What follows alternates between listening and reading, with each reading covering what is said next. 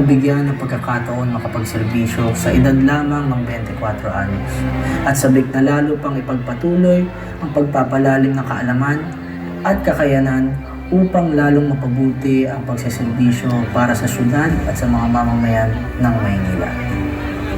Sa 5 taon na tayo nakakapaglingkod bilang konsehal, ating napakita ang potensyal ng kabataan sa kakayanan nating maging haligi ng tuluyan na pag-uunlad ng ating Maynila.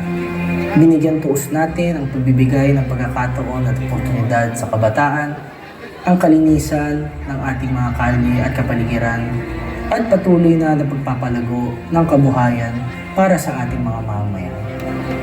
Noon ako po'y nabigyan ng pagkakataon maging isa sa mga konsehal ng Maynila, isa po tayo sa 3 may pinakamaraming naipasang mga batas upang lalong mapaunlad at mapaginhawa ang buhay ng mga Manileño.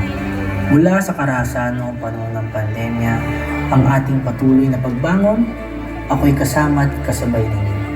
Maasahan ninyo na sa panahon ng pangangailangan, ako'y nandito para sa inyo. Asahan po ninyo na sa mga susunod na taon, lalo pang ipagtutuos ang aking buong sarili sa serbisyo para sa ating distrito, para sa ating Maynila. Anak niyong nagmamahal, kapatid niyong nag-aaruga, at habang buhay isang tunay na kaibigan. Ako po si Tol Zarcal, ang inyong anak, kapatid, at kaibigan. Ang susunod na tagapagsalita ay nagtapos ng kaniyang pag-aaral sa De La Salle University bilang AB Organizational Communication na siyang naging hakbang tungo sa tapat na lingkod bayan. Ang konsehal na ipaglalaban ang ating karapatan at maninindigan para sa higit na nakararami. Ang inyong anak, kapatid at kaibigan, ang numero 18, Konsehal Tol Zarcal!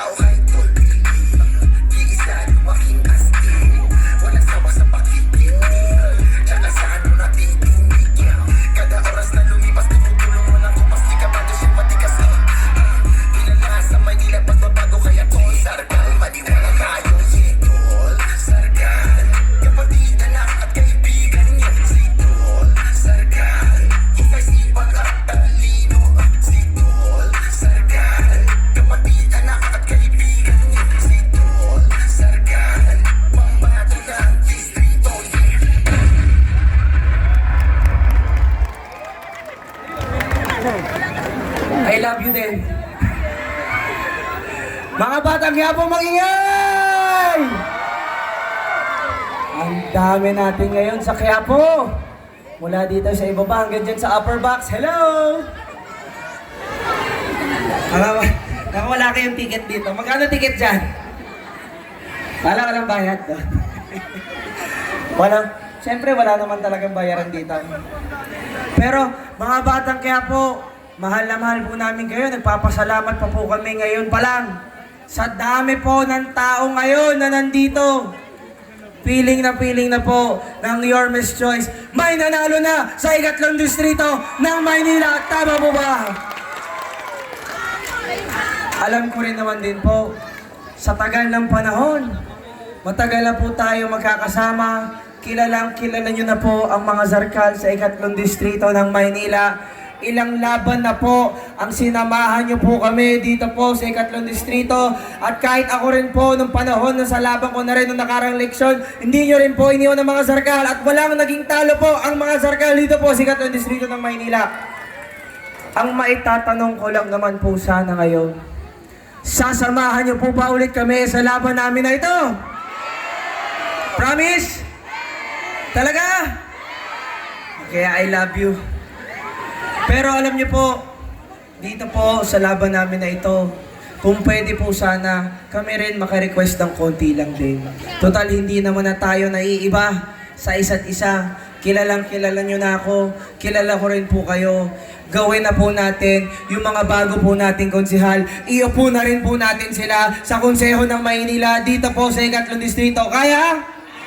Pwede? Naman. Kasi alam ko naman po, dito sa Maynila, isa sa lagi kong pinagmamalaki na bilang isang batang Maynila po ako. Na pag pumunta ka sa lungsod ng Maynila, makikita mo po lahat ng kultura, lahat ng klase ng tao, lahat po ng relihiyon, nagsasama-sama po dito po sa ating lungsod. At ang pinaka-importante po, nagtutulungan po tayo sa isa't isa. Amen? Tama? Kasi po, kaya nga po, sa tagal ng panahon, ang inyong lingkod, nung panahon ng aking termino po ng pagiging konsehal, kasama ko po si Apple Nieto noon.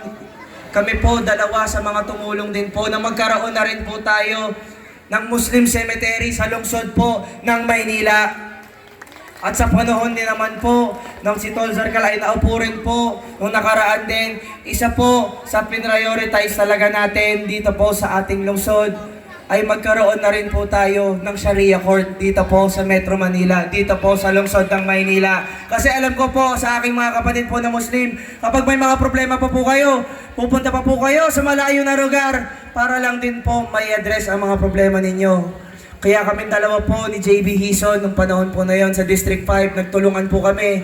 Pumunta pa po kami sa Senado at ngayon po naisabatas na rin po natin dito sa ating lungsod.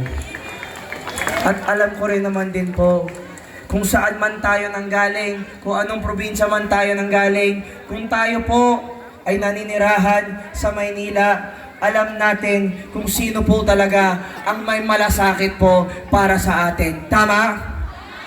Kaya nga po, alam namin, ang dami pong lumalapit din po sa inyo. Ang dami pong nagliligaw din po sa inyo. Pero alam ko po, dahil po magkakakilala na tayo, ito pong mga nasa harapan ninyo, bagamat baguhan po yung kanilang mga apelido, baguhan po yung kanilang mga muka, baguhan lang po yung kanilang mga pangalan dito po sa ating distrito. Pero sila naman po ay may mga napatunayan sa kanilang mga pinanggalingan. May it be sa pang sports, sa barangayan, sa pang nasyonal na gobyerno o pang negosyo, sila naman po, kung mabigyan natin ng pagkakataon na sila naman ay maupo sa Konseho ng Maynila, siguraduhin nyo po na nandito rin naman po si Tol Zarcal, gagabayan po natin. Kasi kung sa tingin ko naman po, kung hanggang ngayon pinagkakatiwalaan nyo pa rin po ako, pinagkakatiwalaan nyo po ang aming nagawa namin, sisiguraduhin din po namin na itong mga tao na nasa harapan po ninyo ay hindi po kayo bibigoyin sa kanilang pagseserbisyo sa bawat isa sa inyo. Kaya nga, ilang araw na lang po natitira. 17 days. Ang konti na lang po nun. Konting kembot na lang po yun. Konting kending, konting ebat-adan na lang po tayo dyan. Pero sa natitirang mga araw po na iyon, kailangan po namin kayo, mga batang Quiapo.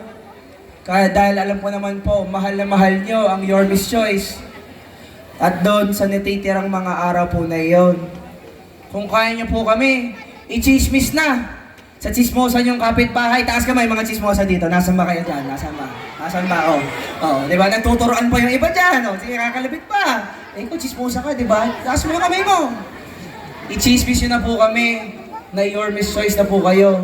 Na ang dadalhin nyo po sa Mayo 12 ang Your Miss Choice. Pero po, kung proud naman po kayo, kung kaya niyo po kami isigaw nyo na po ang bawat isa sa mga miyembro ng Your Miss Choice. Alalahanin nyo na po yung mga numero po nila, yung mga pangalan po nila, dahil kayo na rin po ang magiging susi namin para po sa ating tagumpay sa Mayo 12. At dahil po dyan, tingin ko rin naman po talaga at naniniwala po ng buong puso na kung ang manalo po at magwagi po ang Your Miss Choice dito po sa ating distrito, dito po sa ating lungsod, paniguraduhan po, 100% ang tunay na panalo po dito ang taong bayang Manileño. Ako po, si Tol Zarcal, ang inyong anak, kapatid, at habang buhay po, magiging kaibigan niyo po dito sa ating distrito. Mahal na mahal ko po kayo mga Distrito 3. Mahal na mahal ko po ang Quiapo. Wala po tayong iwanan. At sana po, mag-iingat po kayo. At Manila, God first. Maraming salamat po. Maraming salamat po muli. Huwag na huwag po natin kalilimutan ni Shade ang numero 18 sa hanay po ng mga konsehal. Re-elect Councilor Dol Sarkar!